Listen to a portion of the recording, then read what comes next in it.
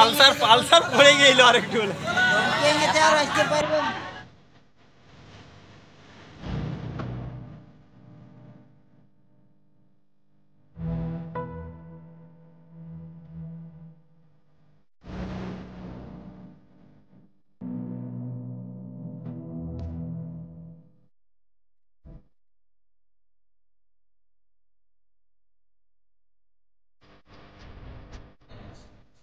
এটা এইখানেই থাকে, এই জঙ্গলের মধ্যেই থাকে।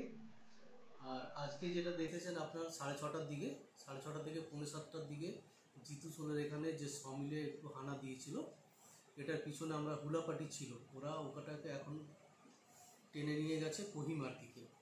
এটা এমনি লোকের খুব একটা কোনো ক্ষতি করে না, কিন্তু খাবারের সন্ধানে মাঝে মাঝে এখানে সেখানে ঘুরে বেড়াচ্ছে।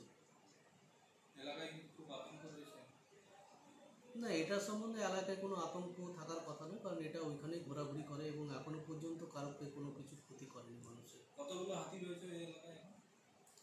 ওই এলাকাতে এখন ওইটা একটা রেসিডেন্সিয়াল আছে, আর দুটো হাতি আছে দলমার দলছুট, সেটা একটু দূরের দিকে আছে। এই আম কাঁঠালের সিজনে কি হাতির সংখ্যা ওখানে বেড়ে যায়?